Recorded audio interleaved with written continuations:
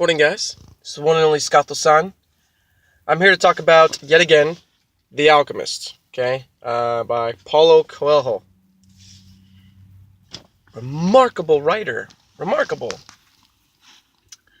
I haven't, well, I should say, I just finished the foreword, finally, after having first gotten the book. And at the end of his foreword, he talks about bridging the gap of differences between his neighbor, as he says it. And it doesn't matter what his religion is. It doesn't matter where he comes from. It doesn't matter anything to do with that person other than them being a person. And they bridge that gap by sitting down at a table and telling one another's story to each other. And then they understand each other and where they came from and why they're there. And just by reading that and saying it myself, paraphrasing, I agree. And I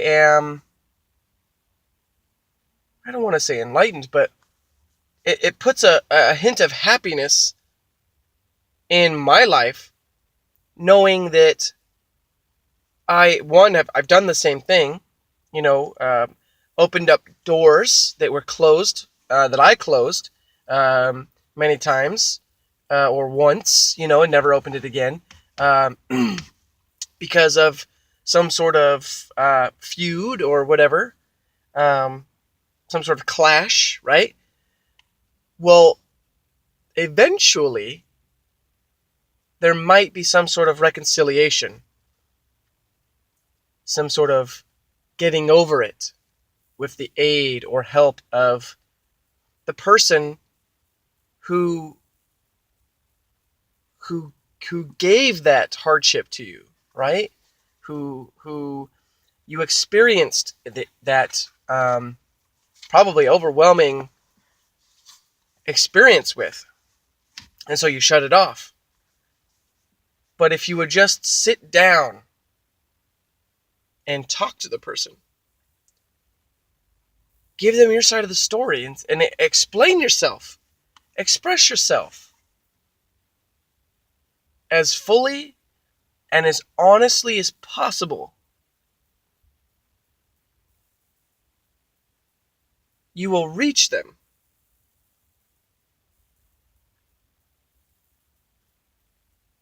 And guess what? When they speak, say they speak first or second, doesn't matter. When they speak and they give their side of the story, you too will most likely begin to simply just let go of all the angst, all of this pent up, almost useless energy and hate that you held for this person, for this one situation that happened, or a multitude of situations. Once you get to the root of why that person was or did or, whatever, what they did caused you to experience, some sort of hardship. And then when you explain like why you left to them, they too, it's like by sitting down with somebody and communicating, right? Say you sit down and you have a cup of coffee and you're pouring yourself out to this person because you want them to understand that hurt or whatever. And then you listen to them. Or say you hurt somebody. Okay? Vice versa, right? Doesn't matter who or who, as long as you guys are both expressing yourself and explaining yourself and kind of admitting things, you're able to just let go. It's kind of a beautiful thing. The truth will set you free.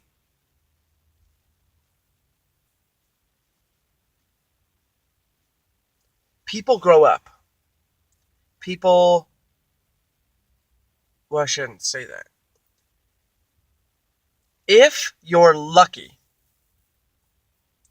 and you happen to survive childhood through young adulthood and become a member of society, you are likely to be what's the word I want to use?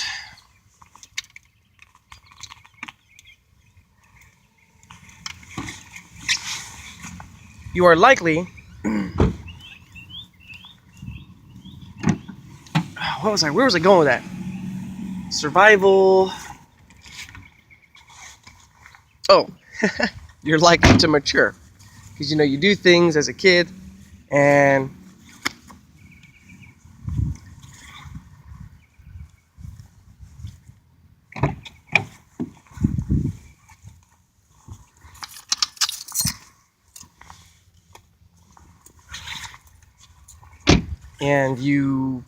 you're not mature, right? So the likelihood is that you will grow up and you'll kind of stop doing the things that you once did because it was bad. And too many people were ostracizing you because you weren't fun to be around. Well, I have a story, which I will share after I crosswalk these guys. Morning, you guys. Very, very nice day today. Yes, and not. Yeah, not during this hour. I texted my boss earlier this morning, and I said, "Boss, it's raining cats and dogs, and it's like lightning everywhere." I was like, "What's our plan for tomorrow?" Well, he never got back to me because he's probably sleeping. Because I texted him at like 3 a.m. But I was like, I'll reevaluate at 6 in the morning. So thank goodness it was done and over with. Have a great day, guys. Thank you.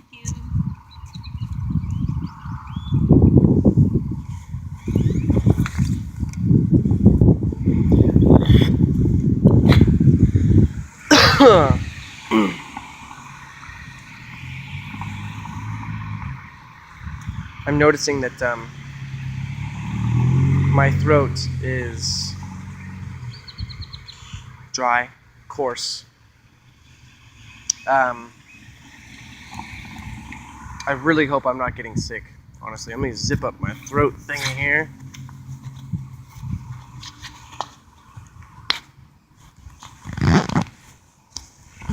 Let's get all zipped up.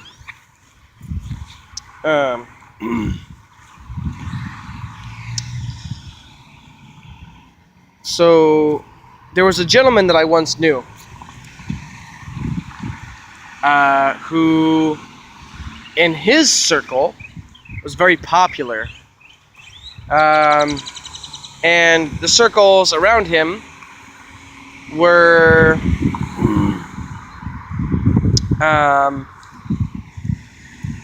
they didn't like him. He was very rude, very mean, very bullyish. Like, I really don't understand why he did what he did. He's very tall. This is back like in junior high, so the pinnacle, the apex of every single kid and their emotions and hormones just raging. Well, at one point, for some reason, I wanted to be like him, so I started doing the things that he did, and I just didn't like it. It wasn't for me. And, well, anyways, years later, right, because we didn't stay friends, because it wasn't that kind of friendship I wanted. He goes through social media and probably stumbles upon me and says, "Hey, what's going on?" And I think I sent a message back after maybe a day or two or something like that. But he had friend requested me, and I didn't accept, right? And that's because of the the hurt that I had been through because of him.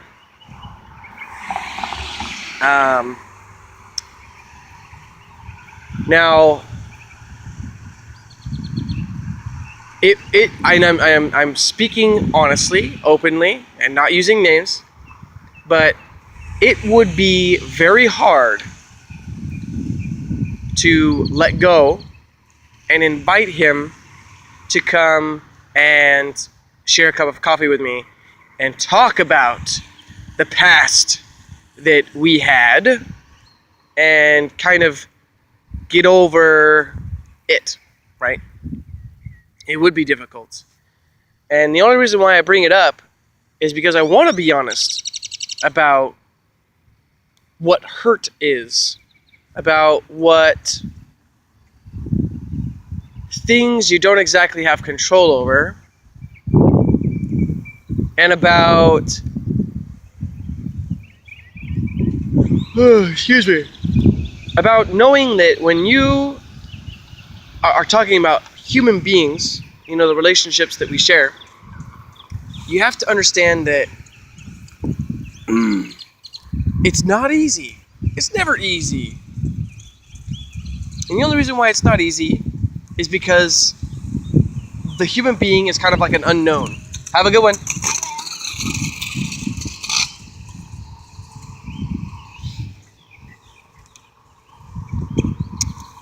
You know what I mean? A human being is an unknown. Anything can happen. The mind is an unknown. And so you gotta, roll with the punches. Adapt. You have a spectacular day. Thank you. Stay dry. I'll do my best.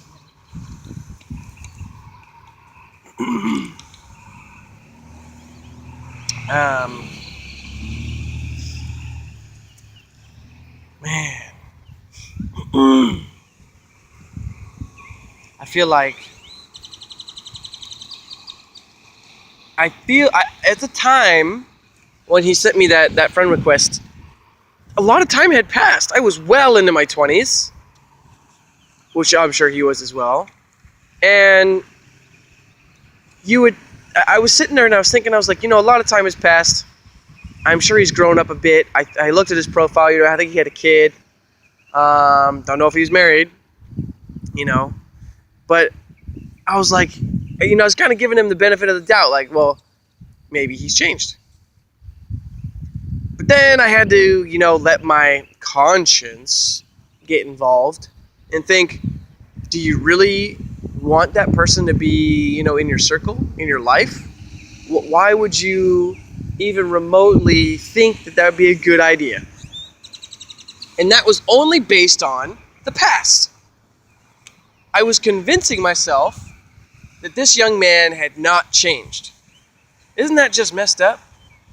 That after so many years of life's cultivation, have a great day,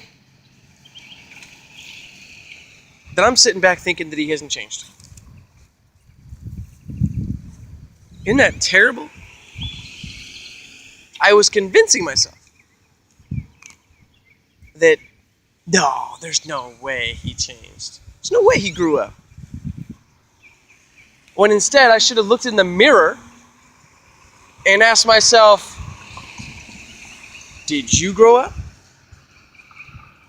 Did you become more mature? Were you forced to become more mature? Why?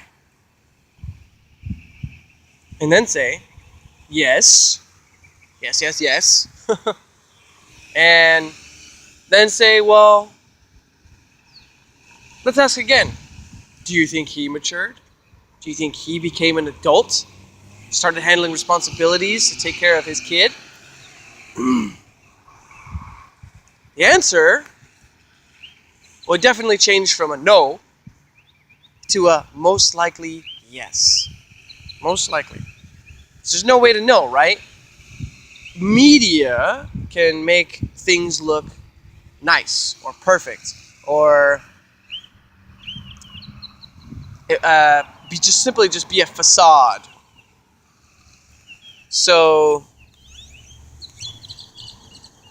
there is no for sure, right? So unless I was to, go and sit down with him and see how things were, there's no way for me to know if things have changed until I heard his story.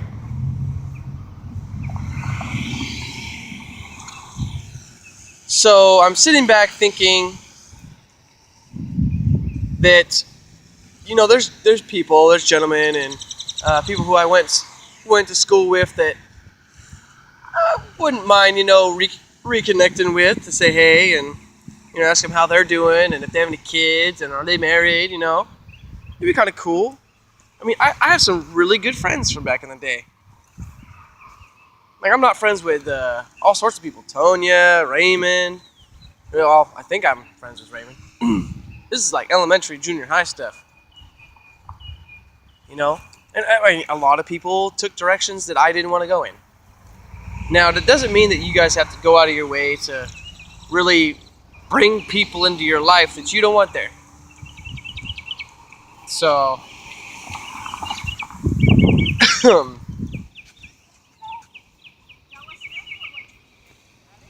guys have a spectacular day. You too, thank you.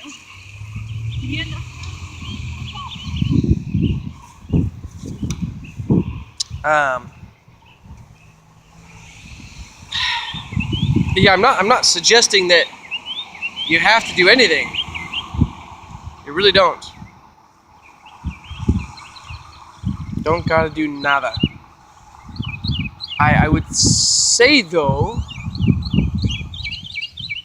that your circle should be, in my opinion, as big as possible, but your innermost circle should be small.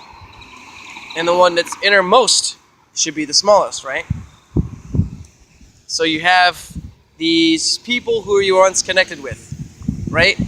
It's kind of the rule of three, I guess.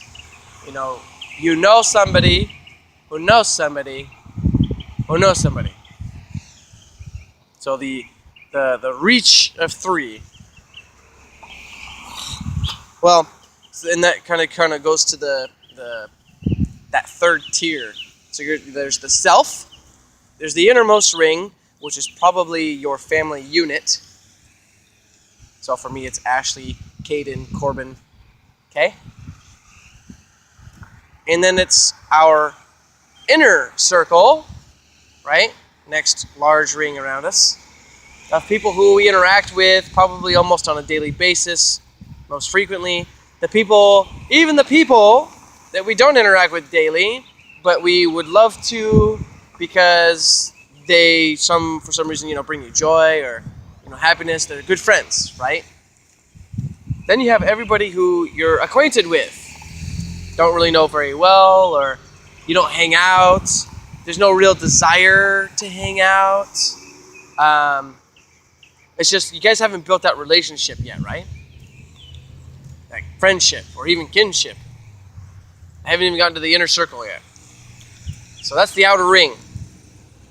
And then everything else and everyone else is after that, right? Then you can bring things into your inner ring and innermost ring that aren't humans, right? So you bring home a book, you bring home a dog, you bring home a new set of pots and pans, right? Like that's an innermost thing. Like you're going to be intimately using and touching those pots and pans for almost every day, as long as you cook. Like it doesn't have to just be people, not just animals, okay? Not the things that we really have an emotional connection with. Anyways, I'm blabbing. All I want to say is that The Alchemist is amazing. I'm really eager to get into the depth of the book because I feel that it has a lot to show me, and I'm really eager to see myself in the mirror as I continue to read it, like I have already from the forward. In any case, this is Scott the Sun. I'm out.